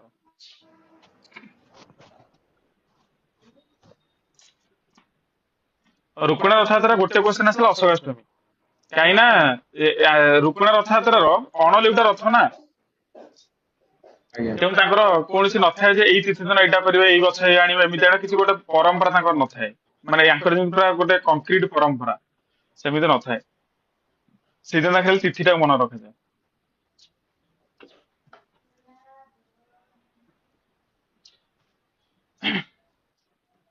ଦଶାଶ୍ୱମେଧ ଘାଟ ଦେଖିଛ ନା ନାଇଁ କିଏ? ଦଶାଶ୍ୱମେଧ ଘାଟରେ ଦେଖିବ ଗୋଟେ ଅଛି, ଦେଖିବ ସପ୍ତମାତୃକା ପ୍ୟାନେଲ ଗୋଟେ ଗୋଟେ ମନ୍ଦିର ଅଛି ହଁ ଦଶାଶ୍ୱମେଧ ସାଇଡ ରେ। ଯମମା ସାତ ଭଉଣୀ। ହଁ, ସେଟା ତମେ ମାନେ କହୁଛ ଯମ ମାଙ୍କ ସାତ ଭଉଣୀ, ଆକ୍ଚୁଆଲି ସେଟା ହେଲା ସପ୍ତମାତୃକା। ବୁଝିଲ? ତାଙ୍କ ନାଁରେ ଖାଲି ଶୁଣିଛ, କିନ୍ତୁ ଏକ୍ସାମ ରେ ପଡିବନି। ଚାମୁଣ୍ଡା, ବରାହି, ଇନ୍ଦ୍ରାଣୀ, ବୈଷ୍ଣବୀ, ଶିବଦୂତୀ, କୁମାରୀ, ମହେଶ୍ୱରୀ। କହିବାର ମନ ଖାଲି ମତଲବ ଏଇଆ ହେଲା, ଏଇ ମହେଶ୍ୱରୀ ଏଇଠି ମେନସନ ଥିଲା ନା ନାଇଁ, ଯେ ଯୋଉ କୁବିଜା ତନ୍ତ୍ରରେ, ଆଜ୍ଞା। ତେଣୁ ସେଠି ବି ସେ ମହେଶ୍ୱରୀଙ୍କୁ ବିରଜାଙ୍କୁ ସେଠି ରଖାଯାଇଛି। ହେଲା, ଚାମୁଣ୍ଡା, ବରାହି, ଇନ୍ଦ୍ରାଣୀ, ବୈଷ୍ଣବୀ, ଶିବଦୂତୀ, କୁମାରୀ ଆଉ ହେଲା ମହେଶ୍ୱରୀ। ଭୟଙ୍କର ମୂର୍ତ୍ତି, ଭିତରୁ ଡର ଲାଗିବ। ହଁ, ମୂର୍ତ୍ତି ଭୟଙ୍କର, ଭିତରୁ ଗଲେ ଡର ଲାଗିବ। ଭୟଙ୍କର କାଇଁ? ଆଉ ପ୍ରେମରେ ଯିବ ନା, ଆଉ ଡରିଲେ ତ ଶୀତ ବି ଡରେଇବ। ଆଉ ଗୋଟେ ଦେଖିବ, ସେ ବିରଜା ମନ୍ଦିରରେ ଗୋଟେ ଅଛି ବରାହ ଟେମ୍ପୁଲ, ସତ୍ୟ ବରାହ। ହେଲା, ଏଇଟାକୁ ଷ୍ଟାର ମାରିକି ଲେଖ, ସତ୍ୟ ବରାହ। ସତ୍ୟ ମାନେ ହ୍ୱାଇଟ, ବରାହ ମାନେ କଣ? ବୋର। ହ୍ୱାଇଟ ବୋର ଅବତାର ବିଷ୍ଣୁ। ଆଉ ଗୋଟେ ଦେଖିବ, ସେ ଖଣ୍ଡଗିରି ଉଦୟଗିରି ପଳେଇଥିଲା, ଏଇ ବୋର ଷ୍ଟାଚୁ ଆଉ ଗୋଟେ କୋଉଠି ଉଦୟଗିରିରେ ଅଛି। ସେଇ ବୋର ଟା ସବୁବେଳେ ପଡେ। ଛାଡ, ବହୁତ ହେଇଗଲା ସେ ପବନ। ତାପରେ ଫ୍ୟାକ୍ଟ ଡାଇରେକ୍ଟ ହେଲା, ଫାଷ୍ଟ ଫ୍ୟାକ୍ଟ ଲେଖ। ଯା କହିଲ, ଆନନ୍ଦ ମଠ କିଏ ଲେଖିଥିଲା? ବଙ୍କିମ ଚନ୍ଦ୍ର ଚାଟାର୍ଜୀ। ହୁଁ, ବଙ୍କିମ ଚନ୍ଦ୍ର ଚାଟାର୍ଜୀର ଯାଜପୁର ସହିତ କି ସମ୍ପର୍କ ଅଛି ନା ନାଇଁ? ଶୁଣିଛ ଯାଜପୁର ପିଲା କିଏ? କଣ କହିଲେ ସାର୍? ବଙ୍କିମ ଚନ୍ଦ୍ର ଚାଟାର୍ଜୀ ସହିତ ଯାଜପୁରର କି ସମ୍ପର୍କ ଅଛି କି? ନା ନା, ଜାଣିନି। ଅଛି। ସିଏ ଥିଲେ ଯାଜପୁରର ଡେପୁଟି କଣ ଗଭର୍ଣ୍ଣର ନା କଣ ଗୋଟେ, 1882 ମସିହାରେ ଯେତେବେଳେ ସେ ଯାଜପୁରରେ ଥିଲେ, ବଙ୍କିମ ଚନ୍ଦ୍ର ଚାଟାର୍ଜୀ ଗୋଟେ ବହି ଲେଖିଥିଲେ, ଫେମସ ବହି, ଦେବୀ ଚୌଧୁରୁଣୀ। ହେଲା, ଏ ବହିଟା ନା ଲେଖିଥ, ଦେବୀ ଚୌଧୁରୁଣୀ। ଏଇଟା ପଢେଇ ବୁକଟା କିଏ ଲେଖେ? ଆନନ୍ଦ ମଠ ତ ସମସ୍ତେ ଜାଣିଛନ୍ତି। ଦେବୀ ଚୌଧୁରୀ ଭାଇ ବଙ୍କିମ ଚନ୍ଦ୍ର ଚାଟାର୍ଜୀ। କୋଉ ମସିହା ଲେଖିଥିଲେ କହିଲ? 1882। 1882 ମସିହାରେ ସେ ଯାଜପୁରର ଡେପୁଟି ଗଭର୍ଣ୍ଣର ଥିଲେ। ଡେପୁଟି ମାଜିଷ୍ଟ୍ରେଟ, ଗଭର୍ଣ୍ଣର କହୁଛି ମାଜିଷ୍ଟ୍ରେଟ।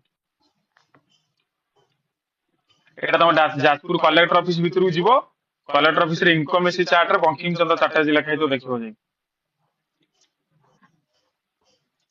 ଆଉ ଯାଜପୁରରେ ରହିକି ସେ ଦେବୀ ଚୌଧୁରୀ ବହି ଲେଖିଥିଲେ। ହେଲା, ଏ ଦେବୀ ଚୌଧୁରୀ କିଏ?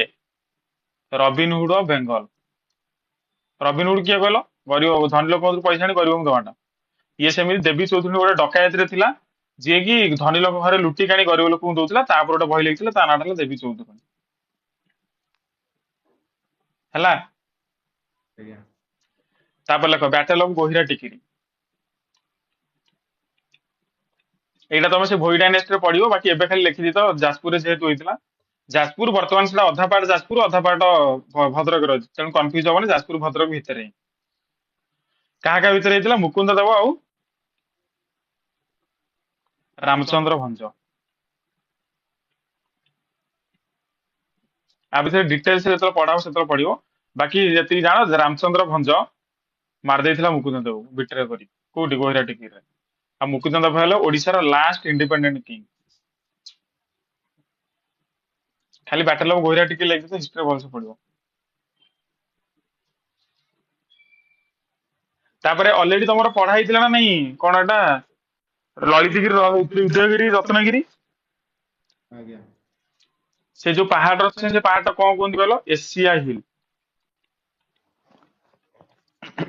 ଯାଜପୁର ଏରିଆ ସେଇ ପାହାଡ କୁହନ୍ତି ଏସିଆ ହିଲ୍। ଏବେ ଆଉ ଗୋଟେ ଖାଲି ଆଡ କର ବୁଦ୍ଧିଷ୍ଟ ସାଇଡ ହେଲା ଧର୍ମଶାଳା।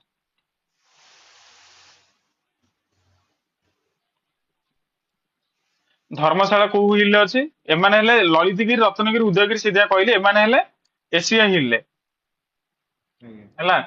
ବାକି ଧର୍ମଶାଳା ଯୋଉଠି ହେଇଛି ସେଇଟା ହେଲା ଲାଙ୍ଗୁଡି ହିଲ୍। ଲାଙ୍ଗୁଡ ଆଉ ଏଇ ଲାଙ୍ଗୁଡି ହିଲ୍ ରେ ହିଁ ଗୋଟେ ପ୍ୟାନେଲ ମିଳିଛି, ଏଇଟା ବହୁତ ଇମ୍ପୋର୍ଟାଣ୍ଟ ମନେ ରଖିବ। ଗୋଟେ ପ୍ୟାନେଲ ହେଲା ଅଶୋକର ଇମେଜ, ଦିଟା ଅଶୋକର ଇମେଜ ମିଳିଛି କିନ୍ତୁ ଗୋଟେ ପ୍ୟାନେଲ ରେ, ମାନେ ଅଶୋକର ଫଟୋ ହିଁ ଡାଇରେକ୍ଟ। ଗୋଟେ ହେଲା ଅଶୋକର ଇମେଜ, ଆଉ ଗୋଟେ ପ୍ୟାନେଲ ଟେ ମିଳିଛି ଯୋଉଠି ଲେଖା ହେଇଛି ପୁଷ୍ପଗିରି। ଏକ୍ସାମ ରେ ଏଇଟା ହିଁ ପଡେ, ପୁଷ୍ପଗିରି କୋଉ ହିଲ୍? ଲାଙ୍ଗୁଡି ହିଲ୍। ଆଉ ବେଶୀ ଜଣ ମାନେ ମାକ୍ସିମମ୍ କନଫ୍ୟୁଜନ ହୁଏ ଯେ ପୁଷ୍ପଗିରିଟା ହେଲା ରତ୍ନଗିରି କି ଲଳିତଗିରି ଏରିଆଟା, ଟୋଟାଲ ଏରିଆଟା ନୁହେଁ। ସେଇଥିପାଇଁ ଏଇ ଦିଟା ସାର୍ ବାଉଣ୍ଡରୀ ମୁଁ ନାଁ କହିଲି। ଏସିଆ ହିଲ୍ ଟା ପୁଷ୍ପଗିରି ନୁହେଁ, ଲାଙ୍ଗୁଡି ହିଲ୍ ଟା ହେଲା ପୁଷ୍ପଗିରି। ତେଣୁ ଯଦି ଏକ୍ସାମ ରେ ପଡିଥିବ ଧର୍ମଶାଳା ତେବେ ଓବିୟସଲି ଫାଷ୍ଟ ଧର୍ମଶାଳା ହିଁ ମାରିବ, ଯଦି ନାହିଁ ତ ଅପସନ ତାପରେ ଏଟା ମାରିବ। ବୁଝିଲ?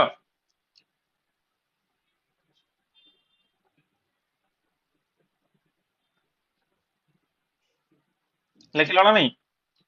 ଆଜ୍ଞା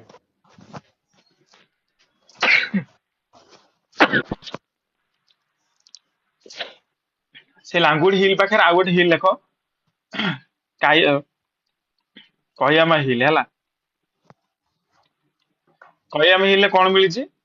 ଗୋଟେ ପ୍ୟାନେଲ ଯୋଉଠି ବୁଦ୍ଧକୁ କଣ କଣ ମେନସନ ହେଇଛି, ଶ୍ରୀ ଶ୍ରୀ ବୁଦ୍ଧ। ଖାଲି ମେନସନ ଲେଖିଦିଅ।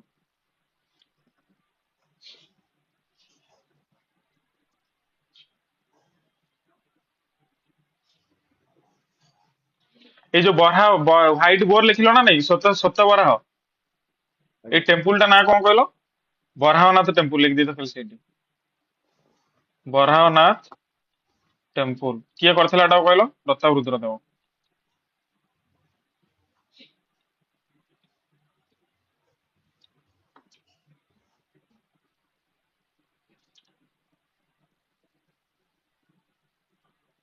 ତାପରେ ଆଉ ଗୋଟେ ଫ୍ୟାକ୍ଟ ଲେଖ, ଏଟା ଲେଖିଦେଲ ନା ନାଇଁ ସେଠି କିଏ? ହମେଶ୍ଵର ଟେମ୍ପୁଲ ଲେଖିଥିଲ କି ଭୌମକାରରେ? ହମେଶ୍ଵର ଟେମ୍ପୁଲ ଲେଖିଦିଅ, ହମେଶ୍ଵର ଟେମ୍ପୁଲ। ହମସେଶ୍ଵରମ, ହମେ ନୁହଁ ହମସେ, HAMSESWAR। ହମସେଶ୍ଵର ଟେମ୍ପୁଲ ଏଇଟା କିଏ କରିଥିଲା? ମାଧବୀ ଦେବୀ। ମାଧବ ଦେବୀ କିଏ କହିଲ? କାହା ସ୍ତ୍ରୀ?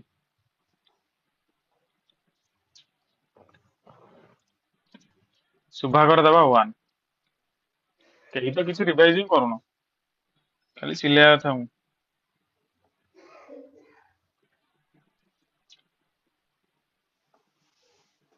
ଲଳିତଗିରିର ନାଁ କିଏ, ନାଁ ଆଉ ଫୁଲ ନେମ୍ କିଏ ମନେ ରଖିଛ? ରତ୍ନଗିରିର କହିଲ ନାଁ କଣ? ଛାଡ। ଲଳିତଗିରିର ଚନ୍ଦ୍ରାଦିତ୍ୟ ବିହାର, ଜାଣିଛ ନା ନାଇଁ? ପଢିନ ବୋଧେ କେହି? ଭିଡିଓ ଡିଲେଟ ହେଲେ ପଡିବ ଆଉ। କାଲି ରୁହ ଫାଷ୍ଟ 5ଟା ଭିଡିଓ ଡିଲେଟ କରିଦଉଛି। ତାପରେ ନେକ୍ସଟ ଲେଖ ନରସିଂହପୁର। 1 ରୁ 5 ଭିଡିଓ ଟା କାଲି ଡିଲେଟ ହବ। ନରସିଂହପୁର ହେଲା, ନରସିଂହପୁର କଣ ପାଇଁ ଫେମସ? ଜୈନିଜିମ ସାଇଟ୍।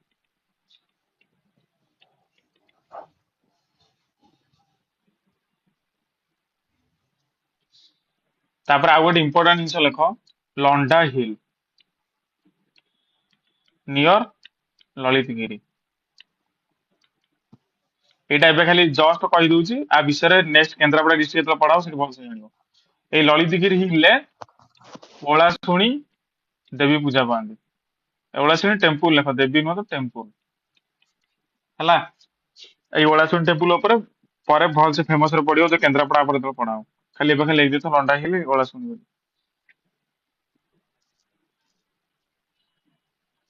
କାତାୟନୀ ନା ଗୋଟେ କୁହାଯାଇଥିଲା ନା ନାଇଁ, କିଏ ଦେଇଥିଲା ନା ଏଟା? କାତ୍ୟାୟନୀ କାହାକୁ କୁହାଯାଏ କୋଉ ରା କୁଇନି କି? ଚନ୍ଦ୍ରିକା ଦେବୀ। ତ୍ରିଭୁବନ ମହାଦେବ। କେହି କିଛି ପଢୁନ ହେଲା। କାତ୍ୟାୟନୀ ହେଲା ତ୍ରିଭୁବନ ମହାଦେବୀ ହେଲା। ଏଇ କାତ୍ୟାୟନୀ ବି ବିରଜାଙ୍କୁ ବି କୁହାଯାଏ। ଛାଡ ଏଟା କିନ୍ତୁ ପଢୁନ କହି କିଛି ଲାଭନି। ତା ଡାଇରେକ୍ଟ ଲେଖ ପ୍ଲେସ୍ ମ୍ୟାପ କର।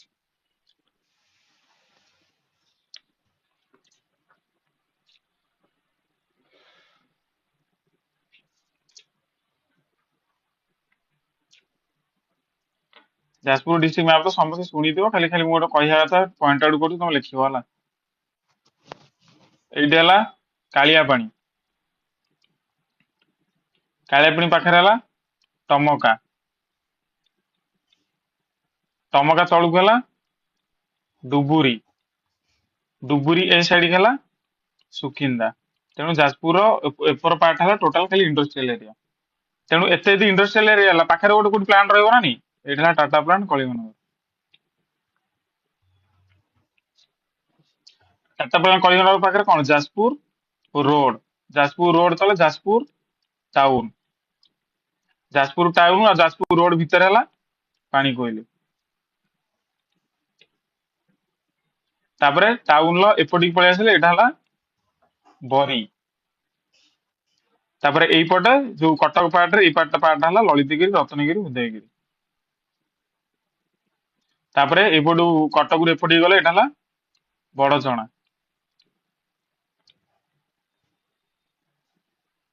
ବଡଚଣା ଆଗକୁ ଗଲେ କୁଆଖିଆ।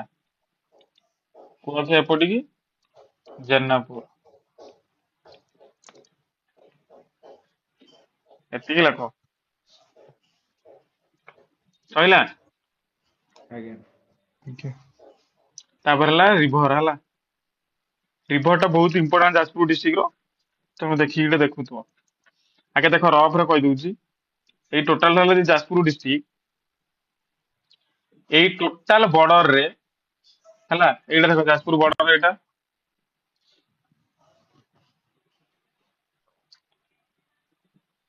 ଏଇ କେଉଁଝର ଏଇ ଯୋଉ ବର୍ଡର ଟା ଦେଖୁନ, ଆଜ୍ଞା। ଏଇ ବର୍ଡର ରେ ପୁରା ଟୋଟାଲ ବର୍ଡର ରେ ଆସିବ ହେଲା ବୈତରଣୀ ନଈ ହେଲା। ଆଜ୍ଞା। ତାପରେ ଯାଜପୁରର ପୁରା ମିଡିଲ ପର୍ସନ ଏଇ ଢେଙ୍କାନାଳ ପଟୁ ଅନୁଗୁଳ ଏଇପଟୁ ଆସିବ ଗୋଟେ ବଡ ନଈଟେ, ଆସିକି ପୁରା ଯାଜପୁର ମଝିରେ ଫଟେଇକି ଯିବ। ଏଇଟା ହେଲା ବ୍ରାହ୍ମଣୀ ହେଲା। ତାପରେ ଏଇପଟୁ ଜଷ୍ଟ ଗୋଟେ ନଈ ଖାଲି ଯାଇତାକୁ ଟଚ୍ କରିବ, ଏଇଟା ହେଲା ବିରୁପା। ସେଇଥିପାଇଁ କୁହାଯାଇଥିଲା ବ୍ରାହ୍ମଣୀ ଆଉ ବିରୁପାରେ ଏଇ ପଟ ପାର୍ଟ ହେଲା କଣ ଲଳିତଗିରି, ରତ୍ନଗିରି, ଉଦୟଗିରି। ଡକା ହେଇଥିଲା ନା ନାଇଁ? ହଁ ସାର୍। ଜାଣିପାରିଲ ତ? ଆଜ୍ଞା ଆଜ୍ଞା। ତେଣୁ ସେଇଟା ଦେଖ ମୁଁ କାଟୁଛି, ସେଇ ଅନୁସାରେ ତମେ କରିବ। ତେଣୁ ଉପର ପାର୍ଟରେ ହେଲା ବୈତରଣୀ।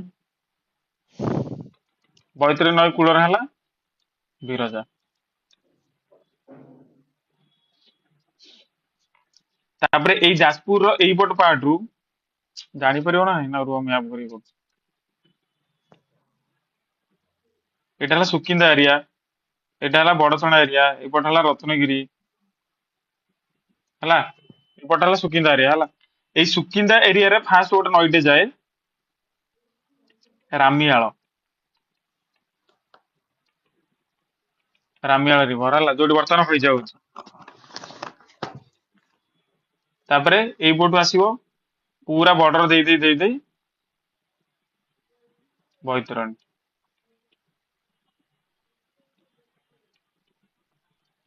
ଏମିତି ଯାଇକି ଭିତରକୁ ଯିବ। ତାପରେ ଏବେ ଆସିବ ହେଲା ଖାଲି ଏଇଠି ଏତିକି ମ୍ୟାପ ଟା କରିଦିଅ ଏତିକି, ତାପରେ ମୁଁ ଡାକୁଛି ହେଲା। ଏଇଟା ଦେଖ ଏବେ ଡିଟେଲସ କର। ତେଣୁ ଏଇ ବ୍ରାହ୍ମଣୀ ନଈ ଆସିଲା, ଗୋଟେ ପାର୍ଟରେ ପଳେଇବ କଣ, ଗୋଟେ ଏରିଆ ଗୋଟେ ଅଛି ସେଟା କୁହନ୍ତି ଆମେ ଜେନାପୁର ପାଖାପାଖି ଏରିଆ, କବାଟ ବନ୍ଧ ଜେନାପୁର ହେଲା। ସେଇଠି ବୈତରଣୀ ନଈଟା ଦିଫାଳ ହବ, ସରି ବ୍ରାହ୍ମଣୀ ନଈ ହେଲା ଦିଫାଳ ହବ। ଏଇ ଯୋଉ ଏରିଆଟାକୁ ଆମେ ବେଳେ ବେଳେ କଣ କୁହନ୍ତି ଚାକୁଆ ବା ଜେନାପୁର ବା କବାଟ ବନ୍ଧ। ବ୍ରାହ୍ମଣୀ ନଈ ଦିଫାଳ ହବ ହେଲା। ଦିଫାଳ ହେଲା ପରେ ଉପରଟା ଯୋଉ ପାର୍ଟ ଟା ପଳେଇବ ଏଇଟାକୁ କଣ କୁହନ୍ତି ଆମେ ଖରସ୍ରୋତା। ବା ଖରସୁଆଁ।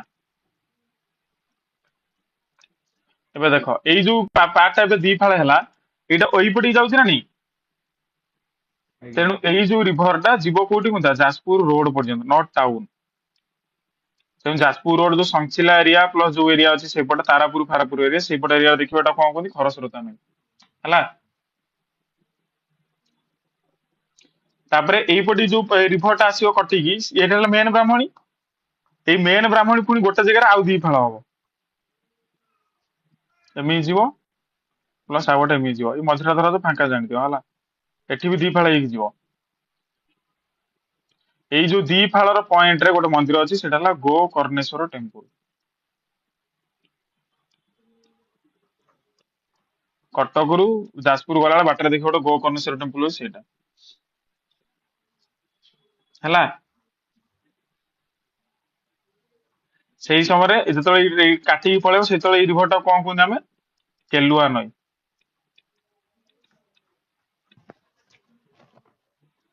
ଆଉ ତମେ ଯାଜପୁର ପିଲା ନାଁ ଶୁଣିଛ ନା ନାଇଁ ଏରା? ହଁ ସାର୍ କେଲୁ ଶୁଣିଲି କିନ୍ତୁ ସାର୍ ଏଇଟା ଶୁଣିନି। ଏଇ ଯୋଉ ରାମିଆଳ। ସୁକିନ୍ଦା ଏରିଆ ତମେ କେମିତି ଜାଣିବ? ତମେ ତ ରୋଡ ଟାଉନରେ ରହିଲ ଆଉ। ଦେଖ ଦି ଫାଳ ହେଇକି ଆସିଲା। ଏବେ ଏଇ ତଳ ପଏଣ୍ଟରେ କଣ ଯାଇ କହିଲେ ଆସିକି ମିଶିବ କିଏ? ବିରୁପା। ବିରୁପା କାହାର? ମହାନଦୀର। ଏବେ ଦେଖ ଏଇଠୁ ପଏଣ୍ଟ ଆଉଟ୍ କର, ବିରୁପା ଆଉ ଏଇ ଯୋଉ କେଲୁଆ ନାଳ ବା ଟୋଟାଲ ଏଇଠି ଯୋଉ ଭାଙ୍ଗିଲା ପରେ ଏଇ ଏରିଆଟା ହେଲା ଧର୍ମଶାଳା ବା ଲାଙ୍ଗୁଡି ହିଲ୍। ହେଲା। ତାପରେ ଏଇ ଯୋଉ କେଲୁଆ ନାଳ ଆଉ ଏଇଠି ଗୋଟେ ଛୋଟ ନଈଟେ ଗଲା, ଏଇ ମିଡିଲ ପୋର୍ସନରେ ଏଇଠି ହେଲା ରତ୍ନଗିରି। ବାକି ସେଇ ବିରୁପା ନଈର ଏଇ ସାଇଡ ଯେତେବେଳେ ପଳେଇ ଆସିବ, ଉପରେ ହେଲା ଉଦୟଗିରି, ତା ତଳକୁ ହେଲା ଲଳିତଗିରି। ବୁଝିଲ? ଆଉ ଏଇ ତିନିଟା ସାରା ଏମିତି ଗୋଟେ ଟ୍ରାଙ୍ଗେଲ ପୋଜିସନରେ ଥାନ୍ତି, ସେଇଟାକୁ କଣ କୁହନ୍ତି ବୁଦ୍ଧିଷ୍ଟ ଟ୍ରାଙ୍ଗେଲ। ହେଲା। ଯାଜପୁରରେ ଯାହା ବି ମାକ୍ସିମମ୍ ଥାଏ ସବୁ ଇମ୍ପୋର୍ଟାଣ୍ଟ ପ୍ଲେସ୍ ସବୁ ଟ୍ରାଙ୍ଗେଲ ହେଇକି ଥାଏ, କାହିଁକିନା ସତୀ ଯେମିତି ଥିଲା ବୋଲି। ସେଥିପାଇଁ ବିରଜା ବି ଟ୍ରାଙ୍ଗେଲ ହେଲା। ବୁଝିପାରିଲ? ଆଜ୍ଞା ଆଜ୍ଞା।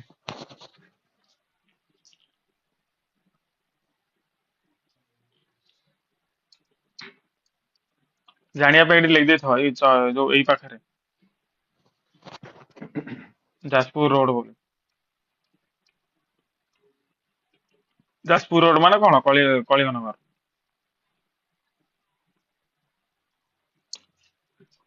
ତା ଯଦି ଏକ୍ସାମ ରେ ପଡିବ ବ୍ରାହ୍ମଣୀ ନଈ କୂଳରେ କୋଉ ଇଣ୍ଡଷ୍ଟ୍ରିଆଲ ଏରିଆ ଅଛି? କଳିଙ୍ଗନଗର। ହେଲା। ଜାଣିପାରିଲ କଳିଙ୍ଗନଗର ଷ୍ଟାର୍ଟଅପ ପ୍ଲାଣ୍ଟ। ଆଜ୍ଞା ଆଇଟିଆଇ କରିଥିଲେ ସିନା ଜାଣିବ, ସମସ୍ତେ ପଢିକି ଆଇଆଇଟି ପଢିଦେଲ ଜାଣିବ କେମିତି? ତାପରେ ଲେଖ ଇମ୍ପୋର୍ଟ ଗୋଟେ ପ୍ଲେସ ଲେଖ ଚଣ୍ଡିଖୋଲ। ଦେଖ ଗୋଟେ ହେଲା ଚଣ୍ଡିଖୋଲ, ଚଣ୍ଡିଖୋଲ 10 କିଲୋମିଟର ପଛକୁ ଦେଖିବ ଗୋଟେ ଜାଗା ଅଛି ଛତିଆ। ହେଲା। ଏଇ ଚଣ୍ଡିଖୋଲ ଆଉ ଛତିଆ ଏଇ ପାହାଡରେ ଦେଖିବ ଗୋଟେ ପାହାଡ ଅଛି, ତା ପୂର୍ବରୁ ଦେଖିବ ଏଇଠି ଗୋଟେ ଅଛି ମଣିନାଗ ଗୁମ୍ଫା, ବାଟରେ ଗଲାବେଳେ ଦେଖିବ ମଣିନାଗ ଛତିଆର ଗୁମ୍ଫା। 2 କିଲୋମିଟର ପଛକୁ। ହେଲା। ତାପରେ ଦେଖିବ ସେଠି ଗୋଟେ ପାହାଡଟେ ଅଛି। ଏଇ ପାହାଡର ଟୋଟାଲ ଏରିଆ ଭିତରେ ଫାଷ୍ଟ ଛତିଆ ପଡିବ, ପାହାଡର ଟିକେ ପ୍ଲେନ ଏରିଆ ପଳେଇଲେ ପଡିବ ଚଣ୍ଡିଖୋଲ। ହେଲା। ଏଇ ଟୋଟାଲ ଏରିଆଟା ଆଗରୁ କଣ ହଉଥିଲା, ଯେ ସବୁ ସନ୍ନ୍ୟାସୀ ମାନେ ରହୁଥିଲେ। ଏଇ ପାହାଡର ପଛପଟେ ଯୋଉଟା, ଏଇ ପାହାଡର ଆଉ ଗୋଟେ ଟିକେ ଦୂରକୁ ପଳେଇଲେ ଗୋଟେ ପଛପଟେ ଆଉ ଗୋଟେ ପାହାଡ ଅଛି, ଯୋଉଠି ହେଲା ଓଳାଶୁଣୀ। ହେଲା। ଆଉ ସେଇଭଳିଆ ଆଉ ଦି ଆଜ୍ଞା ତିନିଟା ପାହାଡ ହେଲେ ଲଳିତଗିରି, ଉଦୟଗିରି। ସେଇଥିପାଇଁ ଚଣ୍ଡିଖୋଲରୁ ଯଦି ତମେ ଯିବ ଲଳିତଗିରି ଉଦୟଗିରି ପାଖ ପଡେ। ବୁଝିପାରିଲ? କାହିଁକିନା ସେ ଟୋଟାଲ ଏରିଆ ପାହାଡଟା ହିଁ ଗୋଟେ ଗୋଟେ ଆଗରୁ ଥିଲା ସବୁ କଣ ମାନେ ସାଧୁ ସେନା ସବୁ ତପସ୍ୟା କରୁଥିଲେ ଆଉ। ତାମାନେ ଆଜ୍ଞା ଲଳିତଗିରି ଉଦୟଗିରି ଇଏ ଦେଖିବ ତିନିଟା ପାହାଡ ସେଠି ଯିବ। ତା ପାଖରେ ଆଉ ଗୋଟେ ଓଳାଶୁଣୀ ପାହାଡ ପଡିବ।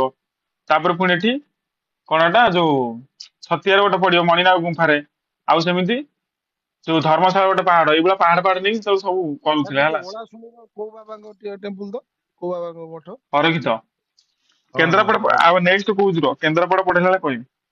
କାହିଁକିନା ସେଟା ଆଗରୁ କେନ୍ଦ୍ରାପଡା ଅଣ୍ଡରରେ ଥିଲା, ତମେ ଯାଜପୁର ଡିଭାଇଡ ହେଇକି ତମେ ନେଇକି ପଳେଇଛ ନା, କିନ୍ତୁ ଆକ୍ଚୁଆଲି ସେଟା ଅରିଜିନାଲ କେନ୍ଦ୍ରାପଡା। ଦେଖ ଛତିଆ ଆଉ ଗୋଟେ ହେଲା ଚଣ୍ଡିଖୋଲ। ଏଇ ଚଣ୍ଡୀ ମତଲବ ଚଣ୍ଡୀ ନା ନାଇଁ, ଚଣ୍ଡୀ ମତଲବ ଶକ୍ତି ନା ନାଇଁ। ଆଜ୍ଞା ଚଣ୍ଡୀ ଖୋଲ କାହିଁକି ହେଇଛି, କାହିଁକିନା ସେଠି ମା ଚଣ୍ଡୀଙ୍କର ପୂଜା କରାଯାଏ। ଯିଏ କରିଥିଲା ତା ନାଁ ହେଲା କଣ, ଭୈରବାନନ୍ଦ ବାବା। ବୁଝିପାରିଲ। ଏଇ ମଣିନାଗ ଗୁମ୍ଫା ମାନେ ସିଏ ବି ସେ ଦେବୀଙ୍କର ନା ନାହିଁ। ଏଠି ବି ଗୋଟେ ବାବା ଥିଲା, ବାକି ଏଟା ଫେମସ ନାହିଁ, ସେଥିପାଇଁ ତା ନାଁ ହିଷ୍ଟ୍ରିରେ ନାହିଁ। ବାକି ଚଣ୍ଡିଖୋଲରେ ଯିଏ ଚଣ୍ଡୀ ଦେବୀଙ୍କୁ ପ୍ରତିଷ୍ଠା କରିଥିଲେ ତାଙ୍କ ନାଁ ହେଲା ଭୈରବାନନ୍ଦ।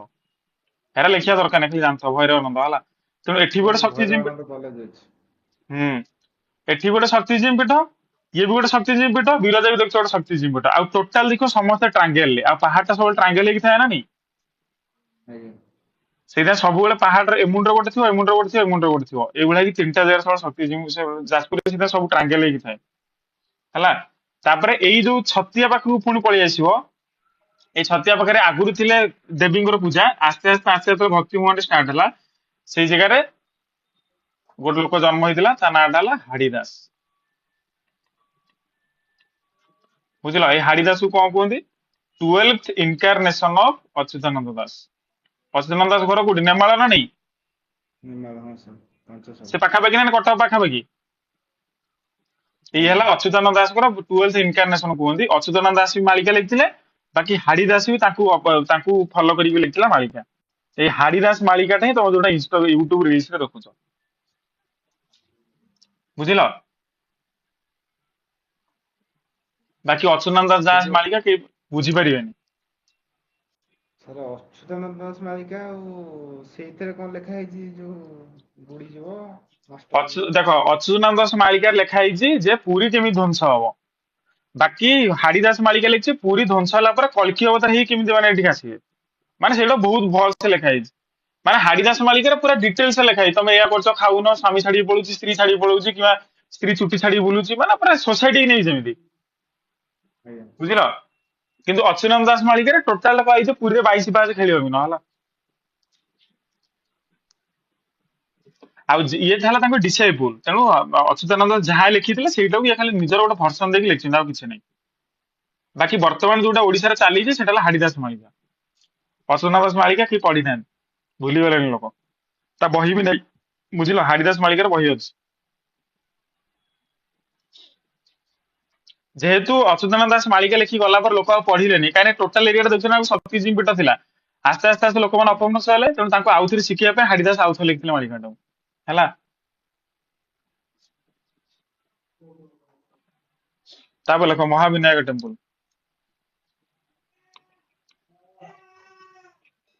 ମହାବିନାୟକ ପାଖରୁ ଏଇଠି ଆଗେ ଗୋଟେ ଲେଖିଦିଅ, ଯୋଉ ସୁକିନ୍ଦା ଏରିଆ ଲେଖିଥିଲ, ଏଇ ସୁକିନ୍ଦା ଏରିଆ ପାଖରେ ଏଇଟା ପାହାଡ ଏରିଆଟା ନା ଟୋଟାଲ ଇଣ୍ଡଷ୍ଟ୍ରିଆଲ ଏରିଆଟା। ଏଇ ଆଜ୍ଞା ସୁକିନ୍ଦା ପାଖରେ ଲେଖିଦିଅ କ୍ରୋମାଇଟ।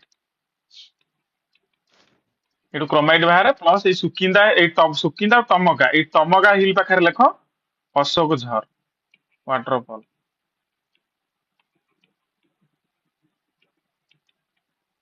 ଯୋଉଠି ଯାଇକି ଭୋଜି କରନ୍ତି ସମସ୍ତେ ହେଲା। ଟମକା ହିଲ୍ ହେଲା ଅଶୋକ ଝର ୱାଟରଫଲ, କିନ୍ତୁ ସୁକିନ୍ଦା ହିଲ୍ ଟା ହେଲା କ୍ରୋମାଇଟ।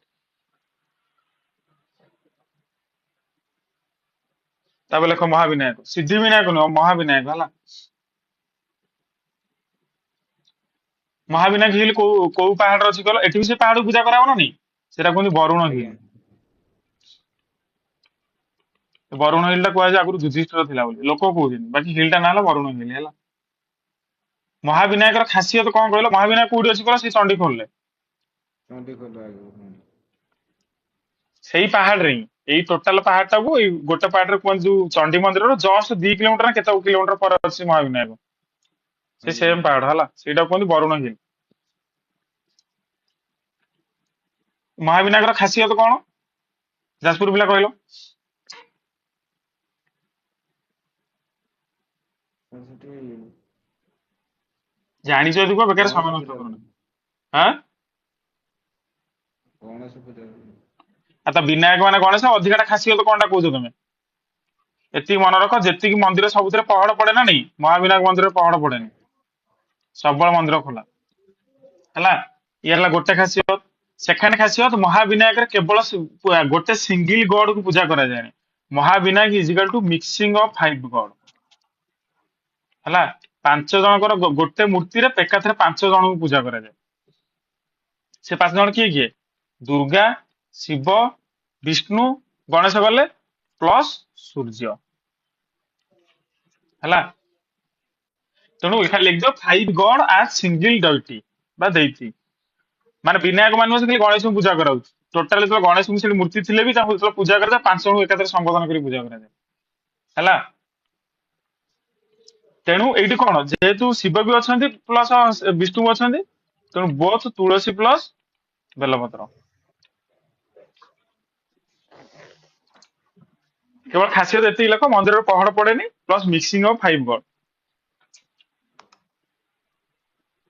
ହେଲା। ଆଜ୍ଞା। ଆଉ କଣ ଅଛି, ତାପରେ ଲେଖ ପର୍ସନାଲିଟି। ଯାଜପୁରରେ ତ ବହେ ପର୍ସନାଲିଟି ଅଛି, ବାକି ଯେତିକି ଦରକାର ମୁଁ ସେତିକି କହୁଛି।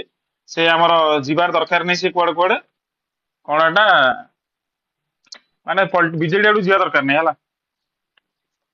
ପର୍ସନାଲି କହିବା ପୂର୍ବରୁ ଖାଲି ଛୋଟ ଷ୍ଟୋରି ଗୋଟେ ମୁଁ ଅଲରେଡି କ୍ଲାସରେ କେବେ କହିଥିଲି, ଶୁଣି ଦେଇଥ। କଳିଙ୍ଗନଗର ପ୍ଲାଣ୍ଟରେ 2006 ମସିହାରେ ଗୋଟେ ଫାୟାରିଂ ହେଇଥିଲା, ସେଟା କଳିଙ୍ଗନଗର ଫାୟାରିଂ କୁହନ୍ତି ହେଲା। ଆଜ୍ଞା। ଟାଟା ପ୍ଲାଣ୍ଟ ହବା ପାଇଁ କେତେ ଟ୍ରାଇ ବାଲା ଯାଇକି ଷ୍ଟ୍ରାଇକ୍ କରିଥିଲେ, ବାକି ଟାଟା ବାଲା ଆସିଲେ ମାନିଲେନି, ଗୁଳି କରିଦେଇଥିଲେ ହେଲା। ସେଟା କଳିଙ୍ଗନଗର ଫାୟାରିଂ କୁହନ୍ତି। ଛାଡିଦେ ସେ ଷ୍ଟୋରି ଏବେ ଦରକାର ନାହିଁ ଆମକୁ, ସେଟା ଓପିଏସସି ରେ ଦରକାର। ତାପରେ ଲେଖ direct next personality. First most important personality Jajpur କିଏ କହିଲ ଜଣକ ନା? ସବୁଠୁ ବଡ ପର୍ସନାଲିଟି କିଏ ଯାଜପୁରର? ଗଦାଧର ମହାପାତ୍ର, ବିରଜା ପାଞ୍ଜିକା। ଆଉ ଆଉ ଯାଜପୁର ରେବା ରୟ। ରେବାର। ସେକେଣ୍ଡ ଅଭିମନ୍ୟୁ ସାମନ୍ତ ସିଂହାର। ବିମଲ ହଁ ସାମନ୍ତ ସେ। ତାପରେ ନନ୍ଦ ପୃଷ୍ଟି। ଆଉ କିଏ ଅଛି? ନଇମା ଖାତୁନ। ନଇମା ଖାତୁନ କଣ ସେଇ ଯାଜପୁର ଅଛି? ହୁଁ। ଆଉ କିଏ ଅଛି? ବ୍ରଜ ସୁନ୍ଦର ଦାସ। ଆଉ କିଏ ଅଛି? ବିରୁପାକ୍ଷ କର। ଛାଡ ଆଗେ ବାସ୍ ରେବା ରୟ ଦେଖ। ରେବା ରୟ କିଏ କହିଲ? ଗୋଟେ ରାଇଟରଟେ, ବାକି ଇଏ କାହିଁକି ଫେମସ? ଓଡିଶାର ଫାଷ୍ଟ ଫିମେଲ ଷ୍ଟୋରି ରାଇଟର ହେଲା। ସର୍ଟ ଷ୍ଟୋରି ରାଇଟର, ତାଙ୍କ ବୁକ୍ ଟା ନା ହେଲା ସନ୍ନ୍ୟାସୀ। ଫେମସ କାହିଁକି ଦେଖ, ଏଇ ରେବା ରୟର ମାନେ ନିଷ୍ଠାର ଓଡିଆ କହନ୍ତି ନାତୁଣୀ ନା ଝିଆରୀ? ଝିଆରୀ। ଝିଆରୀ। ଝିଆରୀ। ରେବା ରୟ କାହା ଝିଆରୀ କହିଲ? କାହା ଝିଆରୀ? ହଁ। ମଧୁସୂଦନ ରାଓ। ମଧୁସୂଦନ ରାଓ କିଏ? ତାର ଉତ୍କଳ ମଣି। ଭକ୍ତ କବି ଉତ୍କଳମଣି ଗୋପବନ୍ଧୁ ଦାସ। ଭକ୍ତ କବି ମଧୁସୂଦନ ରାଓ। ମଧୁସୂଦନ ରାଓ ଫେମସ କଣ? ବର୍ଣ୍ଣବୋଧ। ବାସ୍, ସବୁବେଳେ ମଧୁ ବର୍ଣ୍ଣବୋଧ। ହରିଣ ବାଲା। ଆଁ ଉପର ହରିଣ ବାଲା। ହଁ ହଁ, ସେଇଥିପାଇଁ କହିଲି ଯେ ଏଇଟା ଏଥର ପଢିପାରେ। ଆଜ୍ଞା। ସବୁବେଳେ ମଧୁ ବର୍ଣ୍ଣବୋଧ। ଭକ୍ତ କବି ମଧୁସୂଦନ ରାଓର ଝିଆରୀ ହେଲା ରେବା ରୟ। ତା ଘର ହେଲା, ବାକି ମଧୁସୂଦନ ରାଓଙ୍କ ଘର ହେଲା ଯାଜପୁର କଣ ପୁରୀ, କିନ୍ତୁ ତା ଝିଆରୀ ଘର ହେଲା ଯାଜପୁର ହେଲା।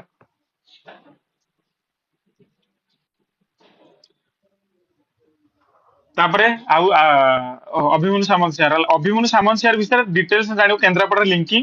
ଏବେ ଯେତିକି ଜାଣ ଖାଲି ସେତିକି ଜାଣ। ଅଭିମନ୍ୟୁ ସାମନ୍ତ ସିଂହାର ଜଣଙ୍କର ଜୋଇଁ ଥିଲା, ବୁଝିଲ। ତା ମାନେ ଆଁ ବିଦଗ୍ଧ କବି ଅଭିମନ୍ୟୁ ସାମନ୍ତ ସିଂହାର। ହଁ, ଇଏ ଜଣଙ୍କର ଜୋଇଁ ଥିଲା। ତାଙ୍କ ଯାହାର ଜୋଇଁ ଥିଲା, ତା ବାପା ଥିଲା ଗୋଟେ କେନ୍ଦ୍ରାପଡା ରାଜା, ଯୋଉଟେ କହିମି ପରେ ହେଲା। ଖାଲି ଏତିକି ଜାଣିଥ, ଅଭିମନ୍ୟୁ ସାମନ୍ତ ସିଂହାର ନାଁଟା ଶୁଣିଥ। ବହି ହେଲା ବିଧକ ଚିନ୍ତାମଣି ଆଉ ବାଘ ଗୀତ ଚଢେଇ ଗୀତ, ଏଇ ଦିଟା ହେଲା ବହୁତ ଫେମସ। ବିଧକ ଚିନ୍ତାମଣି ସମସ୍ତେ ଜାଣିଛନ୍ତି, ବାଘ ଗୀତ ଚଢେଇ ଗୀତ। ଆଉ ଘର କୋଉଠି? ବାଲିଆ। ବଲିଆ ବା ବାଲିଆ, କୋଉଠି? ଲଳିତଗିରି। ଏଇ ଗାଁ ପାଖରେ ଆଉ ଜଣଙ୍କର ନାଁ ଦୁତି ଚାନ୍ଦ ହେଲା। ଆଜ୍ଞା। କୁଆଡେ ଅଛି? କେନ୍ଦ୍ରାପଡାରେ ଗୋଟେ ଆଁ? ବାଲିଆ ଅଛି, ଗୋଟେ ବାଲିଆ ଅଛି। ନା ନା, ଆରେ ଆମ ଘର ପାଖରୁ ସାର୍ ବିରଜା 6 କିଲୋମିଟର ବିରଜା ହବ। ପାଖରେ ଯୋଉ ବାଲିଆ ସେଇଟା। ଅଭିମନ୍ୟୁ ସାମନ୍ତସିଂହାର ବଢିଆ ଗେଟ ଲାଗେ। ଗୋଟେ କରିଦେଇଛନ୍ତି ନା ସେଠି ଗୋଟେ ଲଳିତଗିରି ପାଖରେ। କରିନାହାନ୍ତି? ହଁ, ଗୋଟେ କରିନାହାନ୍ତି ଅଭିମନ୍ୟୁ ସାମନ୍ତସିଂହାର ଗେଟ ଲଳିତଗିରି ପାଖରେ। ଆଜ୍ଞା। ତାପରେ ହେଲା ନନ୍ଦପୃଷ୍ଟି। ନନ୍ଦପୃଷ୍ଟି କିଏ? ପଦ୍ମାବତୀ ଲାଷ୍ଟ ଟାଇମ ଯେ ବୁଢା ବୟସରେ ପାଠ ପଢୁଥିଲା, ତାଙ୍କ ଘର କନ୍ତର ନା କଣ? କନ୍ତର ନା କୋଉଠି କେଜାଣି? କନ୍ତର ବୋଧେ ନନ୍ଦ ପୃଷ୍ଟି ହେଲା ଲେଖିଦେଲ ଖାଲି ନନ୍ଦ ଲାଷ୍ଟକୁ ଆଉ ହଁ ଆପଣଙ୍କ ନାଁଟା ଲାଷ୍ଟକୁ ଲେଖିଦେବେ। ସାର୍ ବା କେଉଁଝରର। ଆମେ କେଉଁଝର ଆମେ ଯାଜପୁର କେଉଁଝର ବର୍ଡର ତାହେଲେ ପ୍ରପର କୋଉଠି ଯାଜପୁର ନା କେଉଁଝର? କେଉଁଝର ଯାଜପୁର। ଆନନ୍ଦପୁର। ତା- ତାପରେ ହେଲା ନଇମା ଖାତୁନ କିଏ ସେ ଯୋଉ first first female VC of Aligarh Muslim University ଆସିଲେ ଆଜ୍ଞା ଆଜ୍ଞା ସେଇ ବୋଧେ ଏଇ ଲେଖ କିଛି ଦିନ ତଳେ। ହଁ ତାଙ୍କ ଘର ଯାଜପୁର ବାକି ସେ ଉତ୍ତରପ୍ରଦେଶରେ ରହୁଥିଲେ ଜନ୍ମ ଯାଜପୁର ବାକି ଆଙ୍କ ରିଲେଟେଡ ଖାଲି କେତେଟା ନାଁ କହୁଛି କାହିଁକି କଣ୍ଟ୍ରୋଭର୍ସି ରେକର୍ଡିଂ ରେ ଗୋଟେ ନାଁ ଶୁଣିଥିଲା ହୁସେନ ରବି ଗାନ୍ଧୀ ନା ଶୁଣିଛ ହଁ ହଁ ଶୁଣିଛି ଦେଖିଛି ୟୁଟ୍ୟୁବରେ ବହୁତ ଥର। ବାସ୍ ତାଙ୍କ ଘର କୋଉଠି କହିଲ ହଳଦୀଗଡିଆ ପାଣିକୋଇଲି ପାଖରେ ଯୋଉ ହଳଦୀଗଡିଆ ସେଟା ହେଲା ମାନେ ଆଜ୍ଞା ସାର୍ ସେ ହୁସେନ ରବି ପଢିଯାଇଥିଲେ ଗାନ୍ଧୀ ସେଇଠି। ଆଁ ସାର୍ ହଳଦୀଗଡିଆ ତାଙ୍କ ଘର। ହଁ ବାକି ହଳଦୀଗଡିଆ ଗାଁ ଲୋକ ତାକୁ ଚିହ୍ନି ନଥିବେ ସାର୍ ହଳଦୀଗଡିଆ ତ ମୁସଲିମ କେହି ନାହାନ୍ତି ଅଛନ୍ତି। ହଁ, ଦେଖିଛ ନା କେବେ ହଳଦୀଗଡା ପଛକୁ ଗୋଟେ ଗାଁ ନାଇଁ କଣ ଏଟା କୋରେଇ ସାର୍ ହାଟ୍ କୋରେଇ। କୋରେଇ ନାଇଁ ମ ଆଉ ଗୋଟେ କଣ ଗାଁ ଟା ଚଢେଇ ତାରାକୋଟ ତାରାକୋଟ ହଁ। ତାରାକୋଟି ତାଙ୍କ ଘର ନଈମା ଖାତୁନ ରବି ଗାନ୍ଧୀର ବାପା ଇଏ ସବୁ ଆଗରୁ ମାନେ ଆଙ୍କ ବଂଶଟା ହିଁ ଟୋଟାଲ ଫ୍ରିଡମ ଫାଇଟର ସମସ୍ତେ ଟ୍ୟାଲେଣ୍ଟେଡ ହେଲା ହୁସେନ ରବି ଗାନ୍ଧୀ ନାଁ ଥରେ ପଢିକି ଦେଖିବ ତା ପଛପଟେ ଗାନ୍ଧୀ ଲେଖା ହେଇଯିବ ନା ଭାବ ସେ କୋଉ ଲେଭେଲର ଲୋକ ହେଇଥିବ ତାଙ୍କ ଘର ହେଲା ହଳଦୀଗଡିଆ କିନ୍ତୁ ଯାଜପୁର ଲୋକ କେହି ଚିହ୍ନି ନଥିବେ ତାକୁ ତାପରେ ଆଉ ଜଣ ନାଁ ଅଜୟ ପରିଡା ଜାଣିଛ ସାର୍ ଏ ଯୋଉ ତାନ୍ତ୍ରିକ। ହା ଛି ଛି ଛି ହେଁ, ପଦ୍ମାବଳୀ ବାୟୋଲୋଜିଷ୍ଟ ଏରା ଲେଖିବା ଦରକାର ନା ଖାଲି ଜାଣ ଟିକେ ଆଉ ଗୋଟେ କବି ନା କହିଲେ ତମ ଯାଜପୁରର ମୋଷ୍ଟ ଫେମସ କବି ହିଣ୍ଟସ ଦଉଛେ ସେ ଯାତ୍ରା ଫାତ୍ରା ଯାତ୍ରାର ଲିରିସିଷ୍ଟ ଲେଖନ୍ତି ବହୁତ ଫେମସ ଯାତ୍ରା ମ୍ୟାନ ଗୋଟେ ମାନେ ଓଡିଶାର ଯାତ୍ରା ଇଣ୍ଡଷ୍ଟ୍ରି ଲୋକ ତାକୁ ଜୁଆର ହୁଅନ୍ତି ଅନନ୍ତ ଓଝା। ହା ଅନନ୍ତ ତ ଛୋଟ ଛୁଆ ଏବେର କବି ମଞ୍ଜୁଳ କୃଷ୍ଣ ପ୍ରସାଦ ବାସୁ ଆଉ କୃଷ୍ଣ ପ୍ରସାଦ ବସୁ। କୃଷ୍ଣ ପ୍ରସାଦ ବାସୁ ଇଏ କି ଥିଏଟର କରିଥିଲେ କହିଲ ବିରଜା ଥିଏଟର ଆଉ ଶ୍ୟାମ ସୁନ୍ଦର ଥିଏଟର ବା ବିରଜା ଅପେରା ଏଇ ବିରଜା ଅପେରାରୁ ଷ୍ଟାର୍ଟ ହେଇକି ତାପରେ ହେଲା ବାଣେଶ୍ୱରୀ ଫାଣେଶ୍ୱରୀ ସବୁ ଅପେରା ହେଲା ଆଉ ଗୋଟେ ହେଲା ଶ୍ୟାମ ସୁନ୍ଦର ଥିଏଟର ଏଇଥିରେ ଲିଖିତ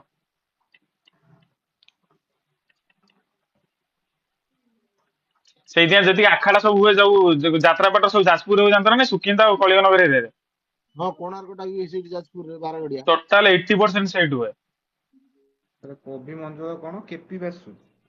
କୃଷ୍ଣ ପ୍ରସାଦ ବା ତମ ଗାଁ ଲୋକ ନା ଜାଣିନ କେପି ବାସୁ କୃଷ୍ଣ ପ୍ରସାଦ ବାସୁ ଜାଣି ଆ ଖାଲଟା ଯାଇ କଳିଙ୍ଗନ ଲୋକ ଆଖାଡା କରୁଛନ୍ତି ବିରଜା ଅପେରା ସେଇଠୁ ସିଏ କରିଥିଲେ ଫାଷ୍ଟ ସାର୍ ଏଇ ଓଡିଶାର ଯୋଉ ଆଁ ସାର୍ ନଇମା ଖାତୁନ ସହିତ ଏଇ ଯୋଉ ଆଙ୍କ ଯୋଉଟା କହିଲେ କଣ ତାଙ୍କ ନାଁ ତାଙ୍କ ହୁସେନ ନାଁ ରବି ଗାନ୍ଧୀ କଣ କିଛି ଜାଣିବା ଦରକାର ନାହିଁ ତମ ନାଁ ଜାଣ ହେଲା ସବୁ ଜିନିଷ ରେକର୍ଡିଂ ରେ କୁହାଯାଏନି ଆଜ୍ଞା ବାକି ଦି ଜଣଙ୍କ ନାଁ ଜାଣ ଦି ଜଣ ସାରା ମୁସଲିମ ବାସ୍ ଏତିକି ଜାଣ ଖାଲି ଆଉ ସାର୍ ମୁଁ ତ ଦେଖୁଥିଲି ଫେମସ ଇଣ୍ଡିଆନ ରାଇଟର କୋଉଠି ଲେଖା ହେଇଛି ଗୁଗୁଲରେ। ହଁ ହୁସେନ ନବୀ ଗାନ୍ଧୀ ବା ସେ ତ ରାଇଟର ଗୋଟେ ୱିଥ ପଲିଟିସିଆନ ବହୁତ ତାଙ୍କର କଣ୍ଟ୍ରିବ୍ୟୁସନ ବହୁତ ତାଙ୍କର କଣ୍ଟ୍ରିବ୍ୟୁସନ ଯେତିକି ନା ତାଙ୍କ ଫ୍ୟାମିଲି ଲିନେଜ ଟା ଖାଲି ଟିକେ ଦେଖିବ ଆଉ ନଇମା ଖାତୁନଙ୍କର ତାଙ୍କ ସହିତ କିଛି ରିଲେସନ ନାହିଁ ଡାଇରେକ୍ଟ ରିଲେସନ ବାକି ସେମାନଙ୍କର ଯୋଉ ଅର୍ଗାନାଇଜେସନ ଗୋଟେ ଥାଏ ଛାଡିଦିଅ ପୁଣି କିଏ କଣ କହିବ ଛାଡ ତାପରେ ଲେଖ ବ୍ରଜ ସୁନ୍ଦର ଦାସ ହେଲା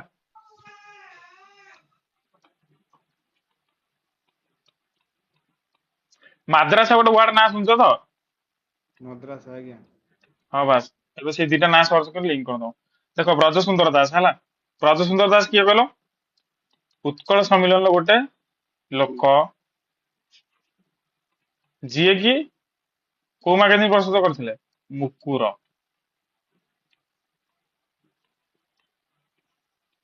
ଏଇଟାକୁ ଲେଖ ଏଇଟା ପଢିପାରେ ଏକ୍ସାମ ରେ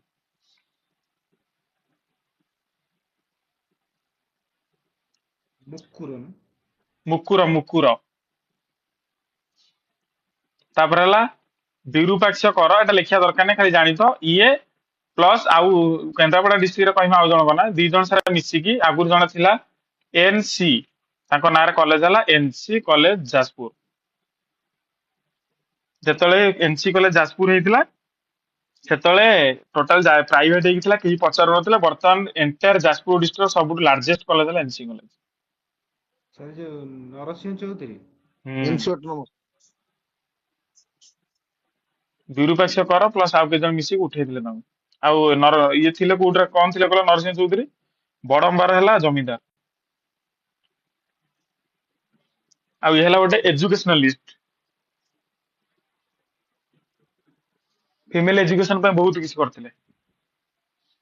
ତାପରେ ବିରୁପାକ୍ଷ କରଙ୍କର ଖାଲି ଗୋଟେ ଜିନିଷ ମନେ ରଖିଥ, ତମ ବିରଦା ସାଂସ୍କ୍ରିଟ ଟୋଲ କଲେଜ ଗୋଟେ ଜାଣିଛ ନା ନାଇଁ? ଆଜ୍ଞା ଆଜ୍ଞା। ସେଇଟା ସିଏ କରିଥିଲେ, ମାନେ କରିଥିଲେ ମତଲବ ଡୋନେସନ ଦେଇଥିଲେ।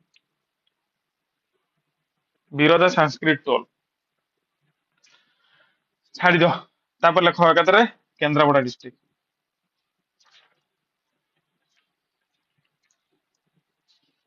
ଯେତିକି କୋଷ୍ଟାଲ ଡିଷ୍ଟ୍ରିକ୍ଟ ଅଛି ସବୁଠୁ ମୋଷ୍ଟ ଇମ୍ପୋର୍ଟାଣ୍ଟ ଡିଷ୍ଟ୍ରିକ୍ଟ ହେଲା କେନ୍ଦ୍ରାପଡା ଡିଷ୍ଟ୍ରିକ୍ଟ, ଆଉ ଗୋଟେ ହେଲା ବାଲେଶ୍ୱର ଡିଷ୍ଟ୍ରିକ୍ଟ।